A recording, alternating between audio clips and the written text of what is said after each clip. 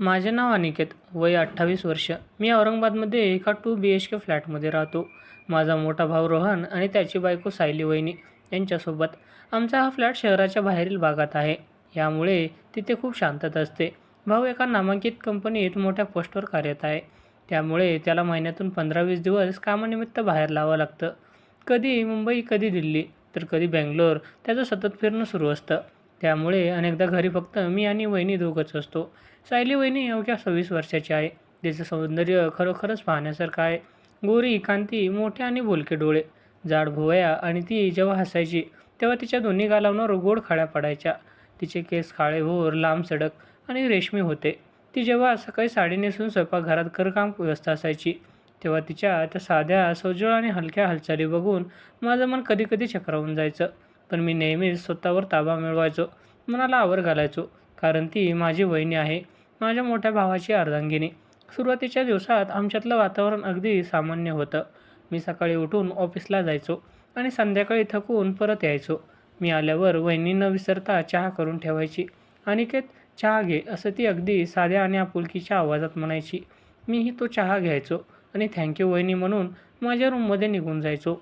पण जसं वेळ गेला तसे हे थँक्यूचे औपचारिक शब्द आमच्या नात्यातून कमी होत गेले आणि तिच्या हाताने दिलेली चहाची चव मला जास्त चांगली वाटू लागली. तो चहा आता फक्त एक पेय राहिला नव्हता, तर दिवसभराचा थकवा घालवणारं एक माध्यम बनलं होतं. एक दिवस भाऊ ऑफिसच्या एका महत्त्वाच्या प्रोजेक्टसाठी दिल्लीला 10 दिवसांसाठी गेला. नेहमीप्रमाणे घर शांत झालं होतं. संध्याकाळी मी ऑफिसमधून दमून घरी आलो तेव्हा वहिनीने दरवाजा उघडला. तिच्या चेहऱ्यावर एक हलका थकवा आणि उदासी स्पष्ट दिसत होती. "किती उशिरा आलास अनिकेत? जेवण गरम करू का तुझ्यासाठी?" तिने विचारलं. "हो वहिनी, आज ऑफिसमध्ये खूप काम होतं. प्रचंड भूक लागली आहे," मी सोफ्यावर बॅग ठेवत म्हणालो. मी हातपाय धुवून डायनिंग टेबलवर बसलो. तिने प्रेमाने भात, आमटी, भेंडीची भाजी आणि थंडगार ताक वाढलं. मी जेवायला सुरुवात केली तेव्हा तीही माझ्यासमोर येऊन बसली आणि स्वतःही जेवू लागली. काही वेळ आमच्यात पूर्ण शांतता होती. फक्त चमच्यांचा आवाज येत होता. मग आमच्यातली शांतता तुटत हळू आवाजात बोलली, "अनिकेत, तू रोज ऑफिस सुटल्यावर तिथे एकटाच खात असणार रे. मला ना इथे घरी एकटीला जेवायला खूप कंटाळा येतो. रोहन तर नेहमीच कामात व्यस्त असतो आणि बाहेर असतो." तिचा आवाज शेवटी हलकासा भिजला, जणू तिच्या डोळ्यात शब्दांचा गोळा आला होता. मी जेवता जेवता तिच्याकडे बघितलं.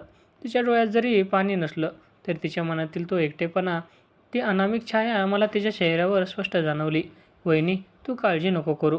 मी आहे ना घरी. आता भाऊ येईपर्यंत आपण रोज एकत्र जेवू. त्यात काय हरकत आहे?" मी तिला धीर देत हसत म्हणालो. माझं हे वाक्य ऐकताच तिच्या चेहऱ्यावर एक छानसं हसू आलं. तिने कृतज्ञतेने माझा हात टेबलावर असताना त्यावर आपला हात ठेवला.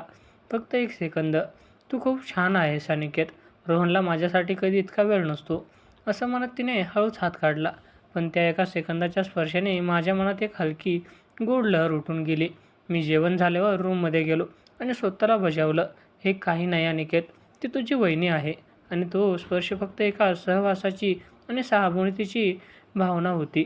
त्यापेक्षा जास्त काही विचार करू नकोस. त्या रात्री मी बेडवर पडलो, पण डोळे मिटूनही झोप येत नव्हती.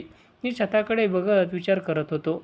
सायली वहिनी इतकी सुंदर आहे, मनाबाहेरून आणि आतून एवढी चांगली आहे, तरीही तिच्या आयुष्यात हा एकटेपणा का?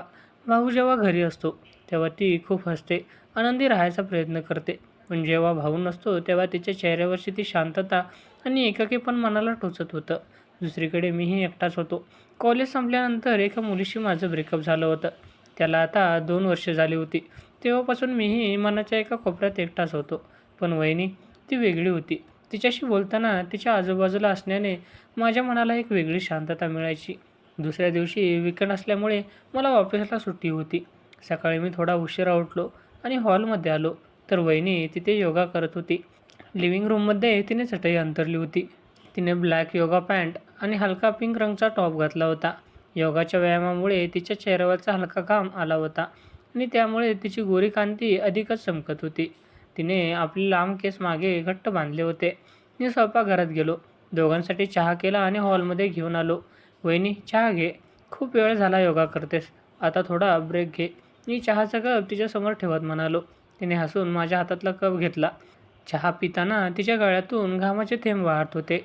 मी माझी नजर तिथून लगेच फिरवली. मला माहीत होतं की असं बघणं योग्य नाही, पण माझं मन माझ्या सांगण्यावरून चालत नव्हतं.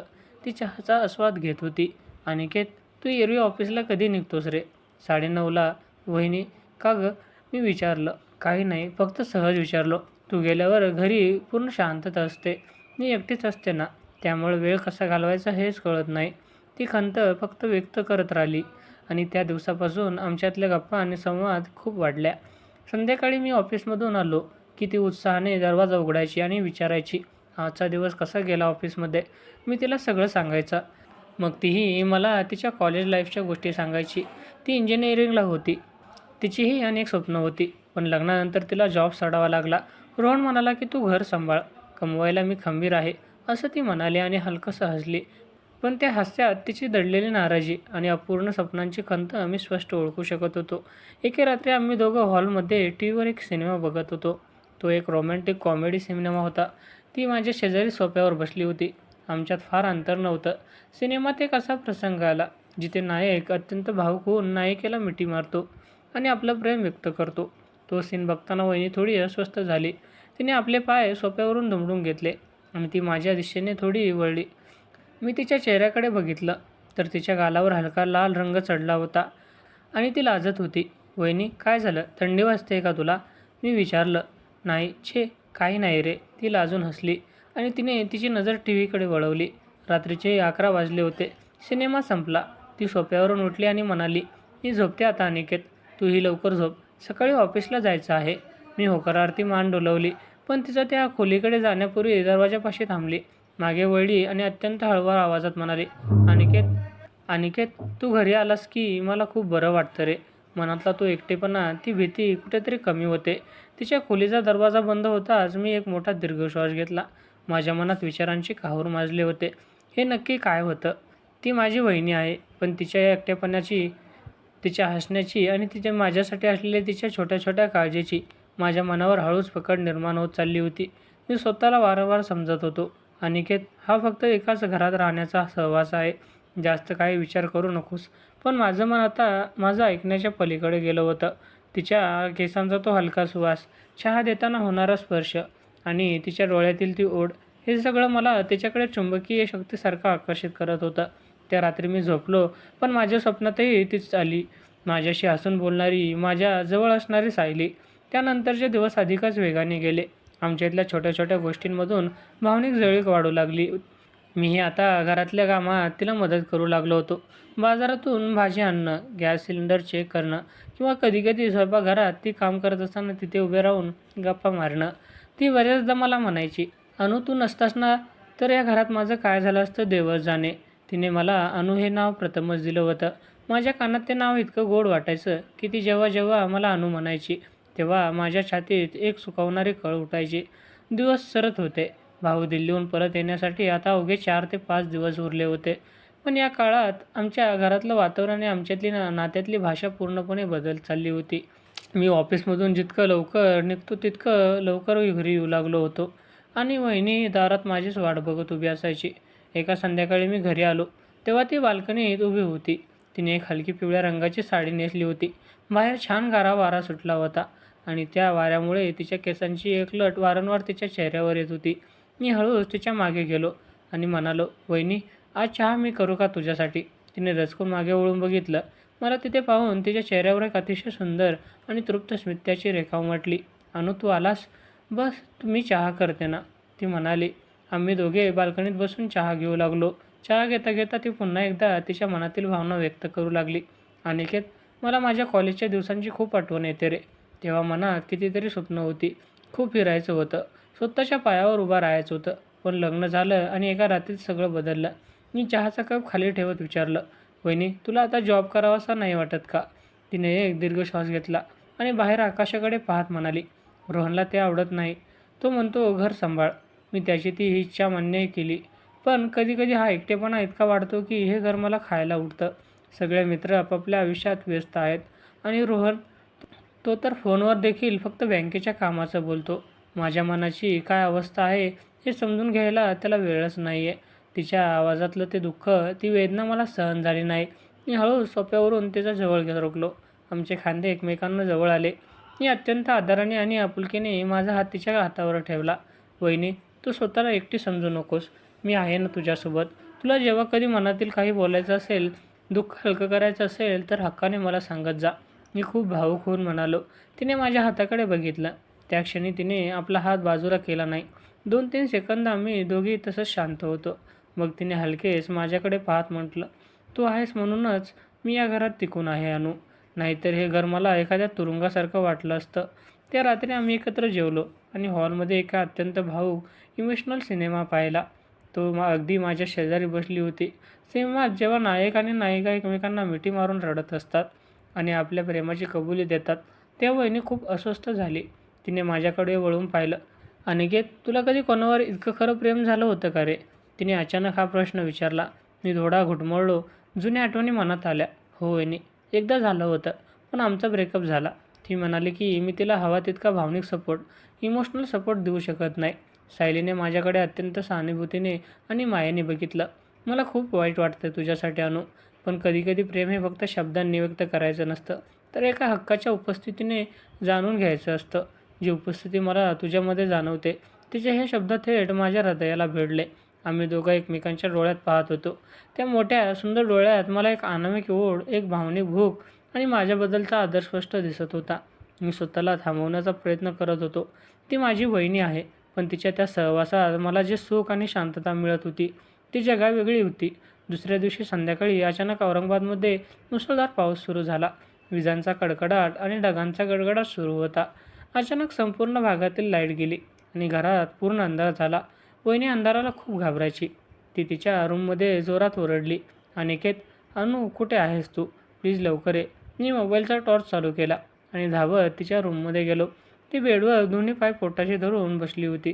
तिचा चेहरा प्रचंड घाबरलेला होता. मी लगेचच तिच्या शेजारी बेडवर बसलो. घाबरू नकोस वहिनी, मी आहे इथे, फक्त लाईट गेली आहे. मी म्हणालो. अनु, मला या विजांची आणि अंधाराची खूप भीती वाटते रे. जेव्हा मी एकटी असते तेव्हा मला खूप वाईट विचार येतात. असं म्हणत तिने भीतीच्या भरात थेट माझ्या खांद्यावर डोकं ठेवलं आणि मला घट्ट धरून ठेवलं. तिच्या केसांचा तो ओलावा, तिचा तो नैसर्गिक सुवास आणि तिच्या श्वासांची गती मला जाणवत होती. मीही तिला धीर देण्यासाठी तिचा खांदा पकडला आणि तिच्या पाठीवरून हात फिरू लागलो. मी आहे ना सायली, काही होणार नाही तुला. मी कुठेच जात नाही आहे. मी आयुष्यात प्रथमच तिला तिच्या नावाने सायली म्हणून हाक मारली होती. तिने माझ्या या हाकेचा कोणताही राग मानला नाही. उलट ती माझ्या आणखी जवळ आली. जणू तिला तिच्या आयुष्यातील सर्वात सुरक्षित कोपरा मिळाला होता. जवळपास तासभर आम्ही तसेच बसून होतो. बाहेर पाऊस कोसळत होता आणि आत आम्ही दोघे एकमेकांच्या भावनिक उभे शांत बसलो होतो. ती हळू आवाजात म्हणाली, अनु, तुझ्या शेजारी बसल्यावर माझी सगळी भीती पळून जाते. रोहन घरी असताना देखील मला कधी अशी शांतता मिळाली नाही. माझ्या मनात एक प्रचंड द्वंद्व सुरू होतं, पण तिच्या या एकटेपणाला, तिच्या या हळव्या मनाला आधार देणं माझं कर्तव्य वाटू लागलं होतं. तिने माझा हात तिच्या दोन्ही हातात घेतला. आमची बोटं एकमेकांत गुंतली. आम्ही काहीच बोलत नव्हतो, पण आमच्यातील ती शांतता खूप काही बोलून जात होती. तेवढ्यात अचानक लाईट आली. खोलीत प्रकाश पडताच ती हलकेच माझ्या मिठीतून बाजूला झाली, पण उठण्यापूर्वी तिने आपला मऊ हात माझ्या गालावर ठेवला आणि तिच्या डोळ्यात कृतज्ञतेचे अश्रू होते. थँक्यू अनु, आज तू नसता तर मी भीतीने काय केलं असतं माहीत नाही. त्या रात्रीनंतर आमच्यातलं अंतर पूर्णपणे मिटलं होतं. आम्ही दोघेही एकमेकांशिवाय राहू शकत नव्हतो. भाऊ दुसऱ्या दिवशी दुपारी येणार होता, त्यामुळे त्या रात्री आमच्या घरात एक विचित्र अस्वस्थता होती. सायली सकाळपासून खूप शांत होती. रात्री 11 वाजता तिने मला तिच्या रूममध्ये बोलवलं. रूममध्ये फक्त एक छोटा गुलाबी लॅम्प जळत होता. तिने नाईट सूट घातला होता. तिचे लांब केस तिच्या पाठीवर सोडलेले होते. मी बेडच्या काठावर बसलो. ती माझ्या शेजारी आली आणि तिचे डोके माझ्या मांडीवर ठेवलं. मी हळुवारपणे तिच्या केसात बोट फिरवू लागलो. सायली, उद्या भाऊ येतोय. आपण जे काय करतोय हे ते योग्य आहे का? मी अत्यंत जड अंतकरणाने विचारलं. तिने माझा हात घेतला आणि माझ्या छातीवर ठेवला. मला माहीत आहे अनु, हे जगाच्या नजरेत कदाचित चुकीचं असेल, पण या काही दिवसात मला तुझ्याकडून जे प्रेम, जो आदर आणि जो भावनिक सपोर्ट मिळाला आहे, तो मला माझ्या संपूर्ण लग्न जीवनात मिळाला नाही.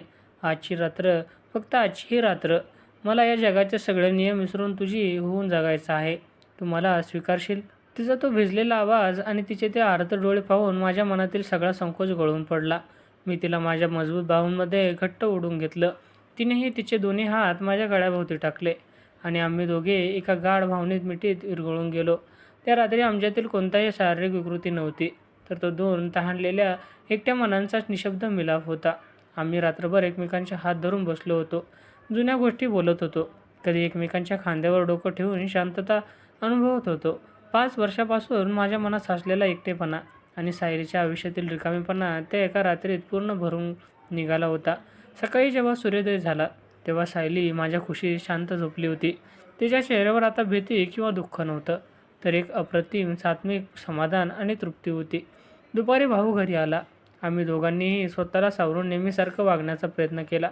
पण जेवणाच्या टेबलावर जेव्हा आमची नजर एकमेकांना भेटायची, तेव्हा त्या नजरेत एक निशब्द नाते आणि त्या रात्रीचे गोड गुपित हसत असायचे. काही महिन्यांनी भावाची मुंबईला बदली झाली आणि ते दोघे तिथून निघून गेले.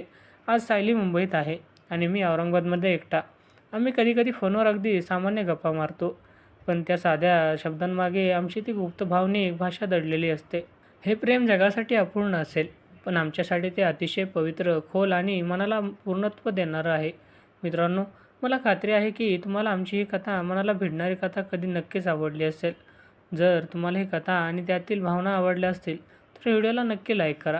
चॅनलवर पहिल्यांदाच असाल तर चॅनलला सबस्क्राईब करायला अजिबात विसरू नका. आणि हो, ती नोटिफिकेशन बेल दाबा, जेणेकरून आमची नवीन कथा सर्वात आधी तुमच्यापर्यंत पोहोचेल. तुम्ही संपूर्ण कथा मनापासून ऐकली त्याबद्दल तुमचे सर्वांचे मनापासून आभार.